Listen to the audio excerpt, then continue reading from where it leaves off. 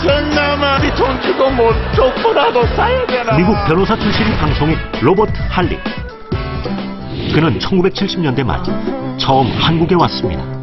시멘트 냄새 그런 거 많이 났고요. 버스가 지나가면 거의 타시는 모든 분들이 저를 쳐다보는 거예요. 제가 외계인인 느낌인 것 같았어요. 낯설었던 이국 땅. 그런데 어떤 고등학생이 저하고 친구 되려고 했어요. 저한테 조그만 그런 선물을 주신 거예요. 그날 결심했어요. 한국 사람들하고 친구 돼야겠다. 이후 한국 생활을 마치고 미국으로 돌아간 그는 다시 한국으로 돌아왔고 끝내 진짜 한국인이 되었습니다. 제가 맨 처음에 왔을 때 그 정을 느끼지 못했으면 내가 다시 왔겠습니까? 다른 사람들에게 행복을 주고 웃음을 주고 제가 느낀 정을 다시 나누고 싶습니다. 한국의 정을 사랑하는 로봇 할리 씨를 소개합니다.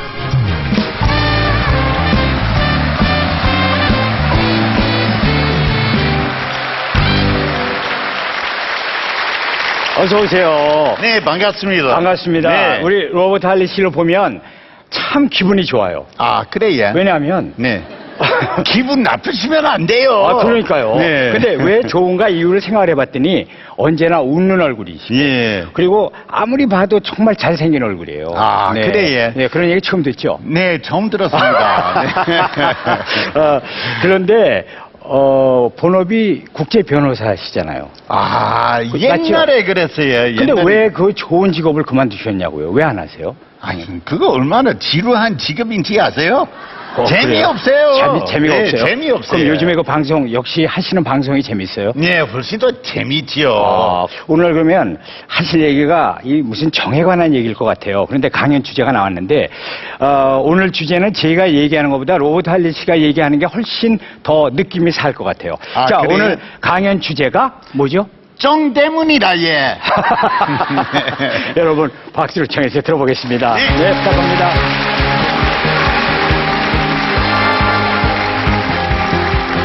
네, 안녕하세요. 로버트 할리입니다. 반갑습니다. 사실 제가 한국에서 한국인 아내하고 결혼도 하고 아들 셋이나 낳아갔고요. 생활한 지 어느새 27년이나 됐습니다. 오래됐지요. 근데 결혼하기 전부터 살았으니까 사실 제 인생 반 이상이 한국에서 산 셈이에요. 제가 시내에 나가면은 사람들이 저를 볼 때마다 로버트 할리네 한국인보다도 한국인 같다고 이렇게 얘기해요. 그래요. 제가 사실 미국에서 태어났고 또 얼굴이 소양인이지만 때때로 속이 우리 아내보다도 한국인인 것 같다는 생각 들어요. 그래요. 제가 한국이라는 나라를 사랑하고 있지만 처음부터 아니었거든요. 처음부터 좀 힘들었어요. 말도 못했지요. 친구도 없었지요. 가족도 없었지요. 음식도 안 맞았지요. 아주 힘들었어요. 미국인 로버트 할리, 한국인 하일 되기까지 한국인으로 저를 만든 그 힘에 대해서 지금부터 여러분들에게 이야기하겠습니다. 제가 한국에 처음으로 온 거는 1978년이었습니다. 네, 대부분의 여러분들이 안 태어났지요. 네, 오래됐어요. 78년도에 처음으로 왔는데 그때 제가 20살 밖에 안 됐어요. 만 19살. 네, 19세 됐는데 한국이라는 나라에 대해서 하나도 몰랐고요. 일단 먼저 그 나라에 대해서 알아야 되는 것 같아서 제 마을에 있는 도서관 찾아갔어요. 그 도서관에 들어가 보니까 한국에 탄 책을 찾았는데 그 책 속에서 사진만 있었어요. 바로 이런 사진이었지요. 네, 한국에서는 할아버지들이 다 수염 입고 갓 쓰고 한복을 입고 돌아다니는 그런 모습이었어요. 한국에 대해서 잘 몰랐어요. 근데 결국 오게 됐어요. 비행기 타고 처음으로 도착한 곳이 바로 부산이었습니다. 그때 그때 제가 도착하자마자 처음으로 느낀 거는 시멘트 냄새, 콘크리트 냄새. 왜냐하면 그때는 아마 개발붐이었는지 일단 건설 현장이 너무 많았어요. 그렇기 때문에 어디나 가면은 시멘트 냄새 많이 났어요. 제 고향에 있는 냄새하고 완전히 달랐어요. 나쁜 냄새 아니었지만 저한테 익숙한 그런 냄새 아니었습니다. 여러분들이도 부산의 아름다운 그 바다 풍경도 아시죠?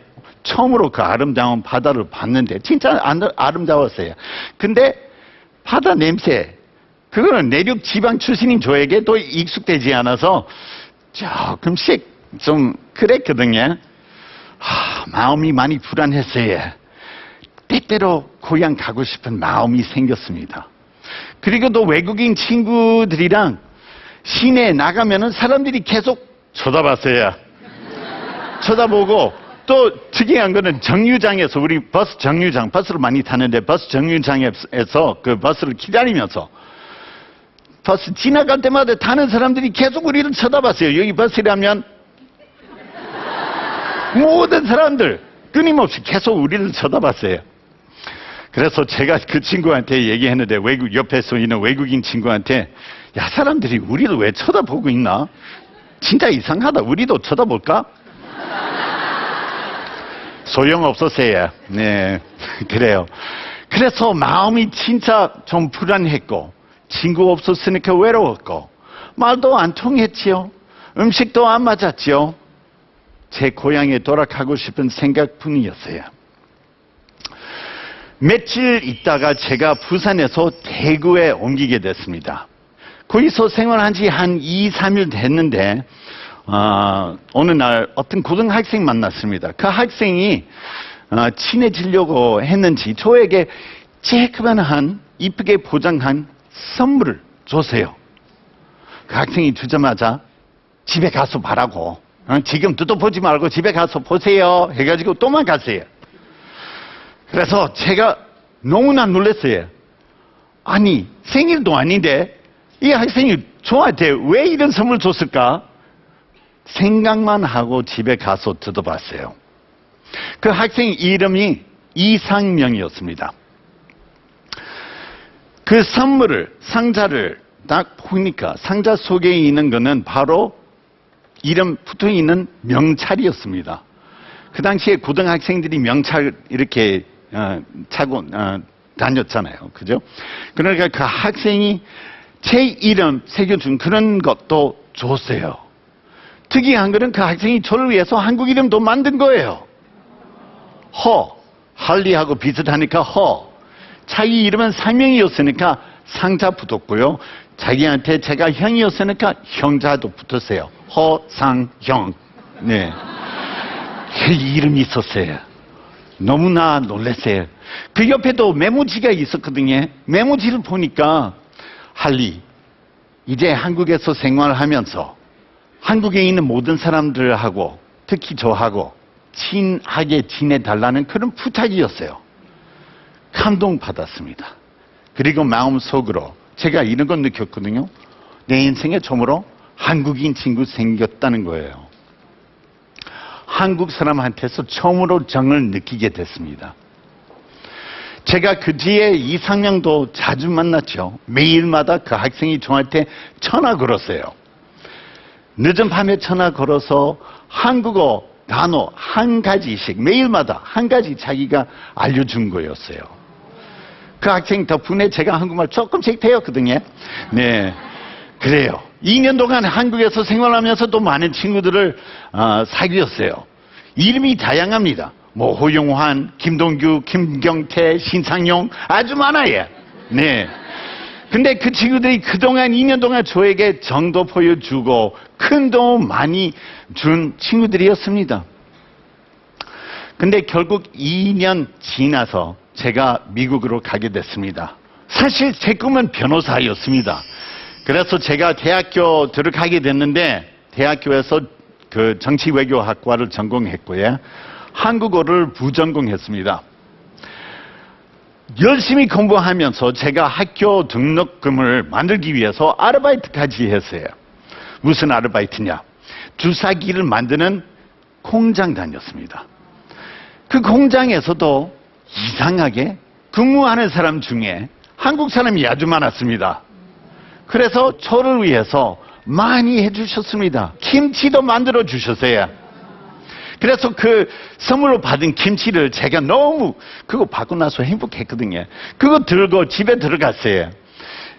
들어가자마자 우리 아버님이 그거 보고 아이고 냄새야 차고에 갖다 놔라 차고에 집에 있으면 안 돼 이런 얘기 한 거예요. 그래요. 아버지가 미국 사람이라서 그랬지. 그래서 할 수 없이 차고에 그 김치를 갖다 놨어요. 먹고 싶을 때 조금씩 가지고 와서 몰래 먹었어요. 근데 먹을 때마다 아버지가 나와서 이거 봐. 이 김치 냄새 때문에 차고에 사는 우리 강아지도 못 살겠다고 이렇게 얘기했어요. 농담 치셨거든요. 그래요. 제가 1년 동안 학교를 열심히 다녔고 아르바이트도 했고 돈 모아놨어요. 근데 한국에 너무나 다시 오고 싶은 마음이 있었어요. 그래서 제가 오게 됐지요. 교환 학생으로 연세대학교에 가게 됐습니다. 네. 그때 제가 서울 오게 됐는데 서울은 부산하고 대구하고 완전히 달랐어요. 아주 발전된 아주 큰 도시였어요. 그리고 또 좋은 것 제가 찾았어요. 81년 말에 패스트푸드 레스토랑이 처음으로 생겼어요. 그래서 제가 학교 다니면서 쉽게 햄버거를 먹을 수 있었어요. 네, 사실 이 배가 햄버거 배예요. 네, 진짜 쟁장 배라면 좋겠는데 문제예요. 하여튼 제가 학교를 열심히 다니면서 또 연세대학교에 이상명이라는 그 학생이 붙었고 만나게 됐습니다.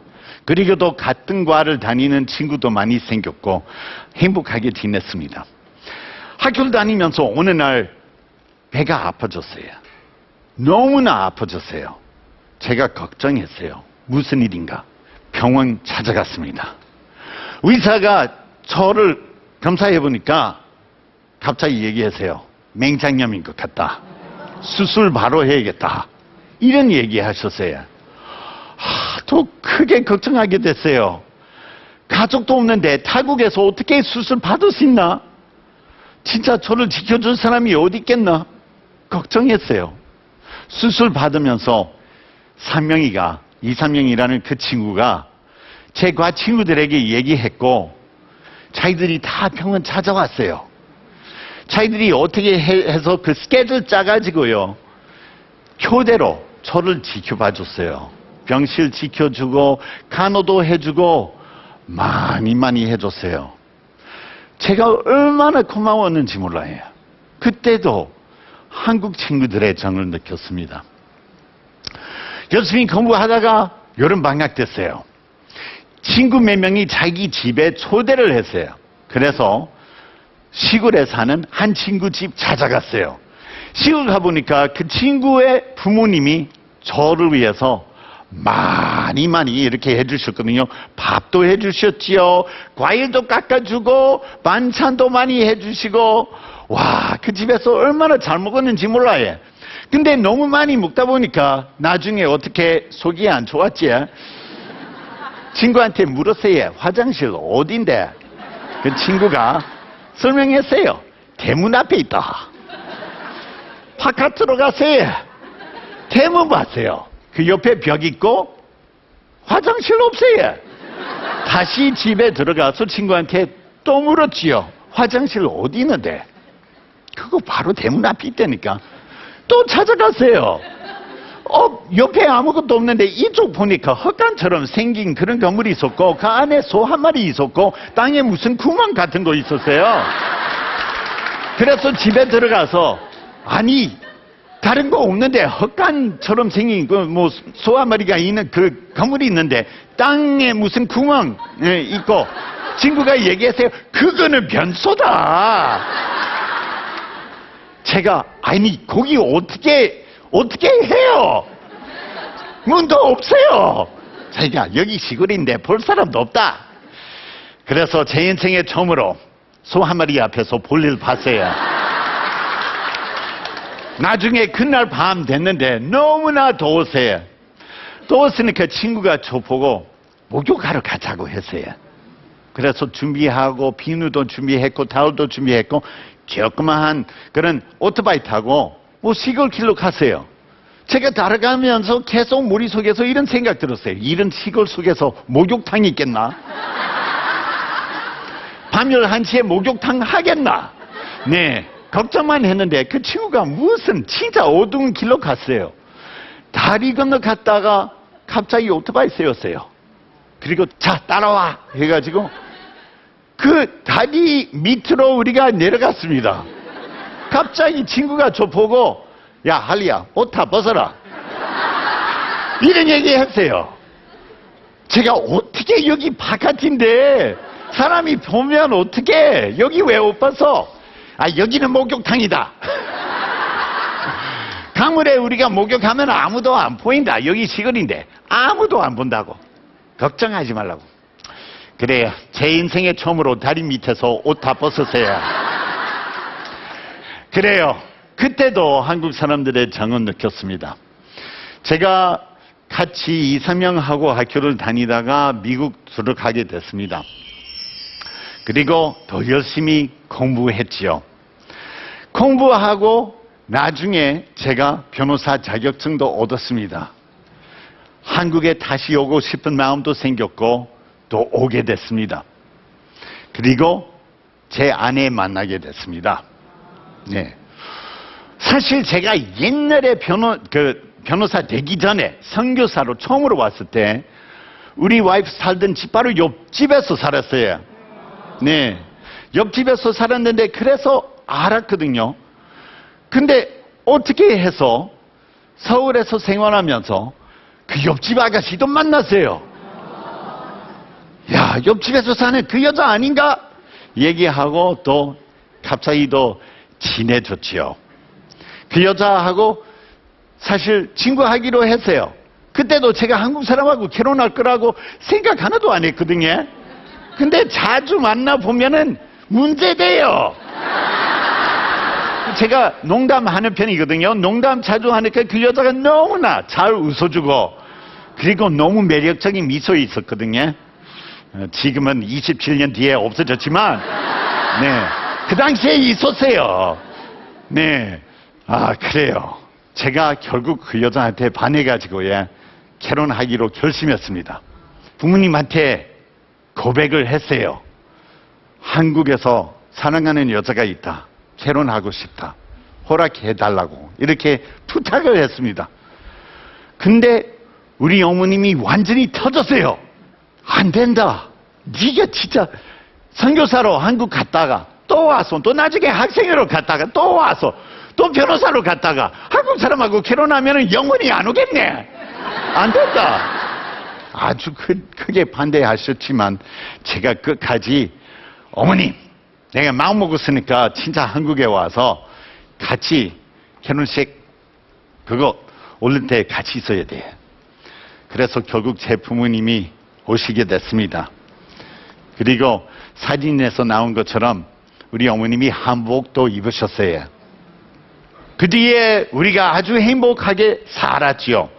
부산 가서 우리 아들들하고 같이도 살게 됐고 열심히 변호사로 일하게 됐습니다.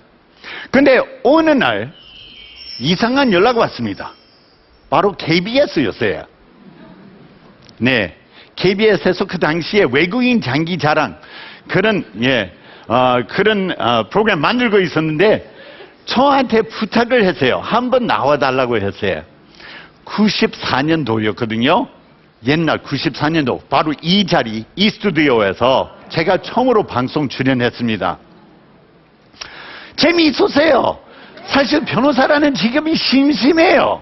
한 방에서 계속 서류만 검토하고 사람들하고 얘기하기도 하고 중요한 그런 소리도 작성하기도 하고 재미없어요. 방송에 보니까 재미있는 사람들도 만날 수도 있고 새 문화를 더 접할 수도 있고 좋아요. 또 좋은 거 있었어요. 식당 들어가면 네 서비스 특별히 받았어요. 네 만두 하나 더 줄게 해가지고 네. 아니면은 음료수 드릴게 해가지고 진짜 많이 얻었습니다. 그때 너무나 좋았습니다. 결국 1997년도에 제가 귀화하게 됐고요. 그리고 변호사 사무실에서 일하는 사람으로서 그만두게 됐어요. 네. 그 뒤에 방송인으로도 활동 계속하게 됐고요. 제가 때때로 미국 가면은 저에게 물어봐요. 아니, 네가 진짜 희한한 사람이다. 어릴 때 한국에 처음으로 갔다가 나중에 학생으로 갔지. 나중에 변호사로 갔지. 한국 여자하고 결혼했지. 귀화까지 했는데 와 이러노? 제가 설명하려고 해. 한국 사람이라면 쉽게 설명할 수 있거든요. 에이 뭐 다른 거 뭐가 있노? 정 때문이다 얘. 이렇게 얘기할 수 있지만 영어로 표현하기가 힘들어요. 왜냐하면 정이라는 단어 그것 영어로 표현하기가 곤란하거든요. 뭐 love이라고 할 수도 없고 뭐라고 해야 되는지 몰라요. 다시 미국 가서 영어 공부해야 되는지 모르겠어요. 그래요. 사실 옛날에 한국에 처음으로 왔을 때 외로웠던 20살 된 저에게 정을 보여준 그 친구들, 그 어르신들 덕분에 제가 한국에 정착하게 됐고 잘 살고 있습니다. 행복합니다. 저에게 정을 보여주신 그 사람들에게 너무 감사를 드리고 싶습니다. 저를 한국인으로 만든 그분들하고 여러분들에게 감사드리고 싶고요. 한국인이 아주 행복한 한국인이 되게 해주신 여러분들에게 감사드립니다. 감사합니다.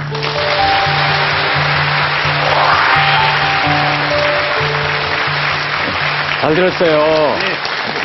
결혼한다고 그랬을 때도 그렇게 부모님이 놀라셨는데 네. 귀화를 한다고 그랬을 땐 더 놀라셨을 거 아니에요. 아주 놀랐어요. 부모님이 진짜 굉장히 놀랬거든요. 네, 귀화하면은 더 미국으로 안 온다는 거 아니냐. 굉장히 그렇게까지 놀랐었거든요. 예. 근데 그 결혼 처음으로 반대했을 때 그 뒤 이야기가 있거든요. 네, 어떤 얘기예요? 사실 우리 아버님이 아주 크게 반대하셨는데 몇 년 전에 우리 와이프한테 한 2년 전인가 네. 와이프한테 전화 걸었어요. 현숙, 이름은 현숙이니까. 네. 옛날에 네가 우리 아들하고 결혼했을 때 내가 많이 반대한 거 알아? 우리 와이프가 알고 있죠. 아버님이 네. 하신 얘기가 네. 내가 지금까지 세상에서 생활하면서 했던 실수 중에 제일 큰 실수였다는 거예요. 그렇게 얘기했고 네. 너무나 우리 가족, 우리 와이프, 우리 아이들을 자기 자식보다 사랑하는 것 같아요. 사실. 네, 우리 와이프가 눈물 너무 또 것 잘하시잖아요. 같아요. 네, 그 정이라는 게 사실 한 번 빠지면 네, 어떻게 되는 거예요? 못 나오고. 못 헤어난다. 네, 못 헤어난다니까. 네, 이렇게. 아주 네. 예. 맞아요. 사랑에 정에 빠지면은 그렇습니다. 네. 우리 항구에 대한 정, 이렇게 할리 씨만큼 이렇게 정이 두터운 사람은 아마 거의 찾기가 어려울 겁니다. 다시 한번 할리 씨에게 박수 한번 네, 부탁드립니다. 감사합니다. 네. 네, 자, 그러면 아예 가시는 거 아니에요? 네. 자, 로봇 할리 씨 강연 듣고 버튼 눌러주세요. 자, 보겠습니다. 네. 정 때문이라의 오늘 강연에 대한 공감 온도 보겠습니다. 과연 100분의 공감 의견단 몇 분이 네 버튼을 누르셨을까요? 공감 온도는 97도입니다.